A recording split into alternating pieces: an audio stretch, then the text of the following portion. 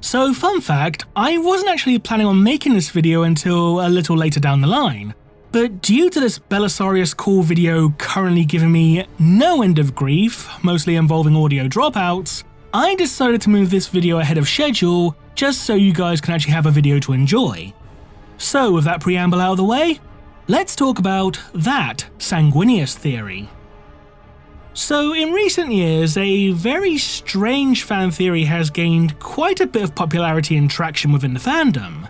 And that theory is that instead of Horus killing Sanguinius upon the vengeful spirit, Sanguinius instead killed Horus and then mortally wounded the Emperor due to succumbing to the effects of the Red Thirst. Now before we continue, I would like to stress that I don't know who originally came up with this theory, nor is this an attack on them. So if you do know who came up with this theory, don't be a dick, don't go harassing them or anything like that. Be nice, be cool. We're all cool in this place, you know, we're all cool in these videos. But I digress. So the main piece of evidence to support this fan theory is the fact that since the Red Thirst is a Blood Angel's genetic flaw, that in turn must also mean that Sanguinius himself is affected by it, or at the very least to a certain degree. Aside from that, however, there is basically fuck all in the way of evidence to support this theory, and it's all just, well, conjecture. Now, while some people do like, the whole Shakespearean tragedy element of this fan theory, to me it holds absolutely no water. And that's mainly because of the fact that, well, we know that's not what happened. Because not only have we had at least 3 official pieces of artwork with Sanguinius dead while the Emperor and Horus are facing off, but we've also been told in various codices and lore tidbits about the Horus heresy that Sanguinius himself was killed by Horus. There's the famous quote with Horus saying that he could have sat at the right hand of a god but instead chose to throw his life away blah blah blah, when the Emperor is confronting Horus. And this isn't even taking into account the Black Rage. Now, for those of you who may not be aware, the Black Rage is a psychological flaw found within the gene seed of the Blood Angels, which causes those that succumb to it to believe that they are in fact Sanguinius during the final hours of the Horus heresy. And the Black Rage itself was created as basically a psychic backlash caused by the death of Sanguinius, which basically imprinted the gene seed of the Blood Angels with Sanguinius' final memories.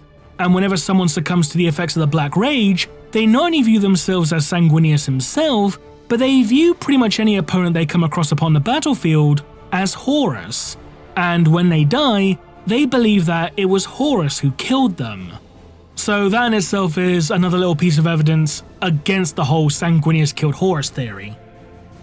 Now granted, some people may say, well, we don't know this for certain until The End and the Death Part 2 comes out, because The End and the Death Part 2 is the novel that's depicting the Horus Sanguinius fight.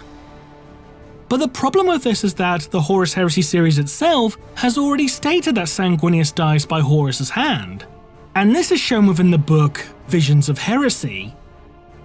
Now granted, while Visions of Heresy is primarily marketed as an art book, it also effectively tells a condensed account of the events of the Horus Heresy, ranging from things such as Istvan III, Istvan V, the burning of Prospero, all the way down to the Siege of Terra. And that book says the following in regards to Sanguinius' death. The Emperor entered the command deck of the Vengeful Spirit and beheld Horus. The War Master bestrode the broken body of an angel.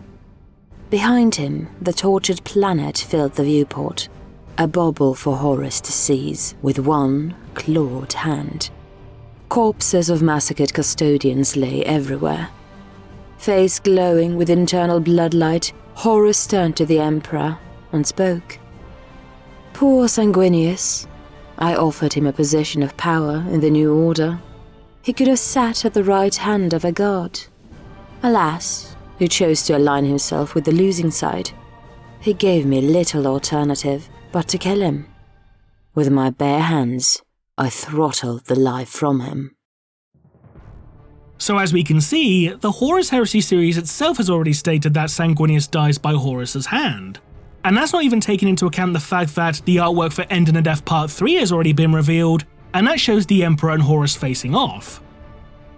Now, you could maybe argue that they're trying to keep, the plot twist of End and the Death Part 2, a secret, but I don't think that's the case, purely because if there was a big twist, they'd probably use something a bit more abstract and nebulous for the cover art for Part 3. Like maybe the Eye of Horus and the Imperial Aquila merging into one, that kind of thing. But hey, if I'm wrong and the End of Death Part 2 does show that Sanguinius killed Horus, then you can all make fun of me in the comments section below, can't you? You know, because I know a few of you have said like, oh, I'm fluff lawyering and all that.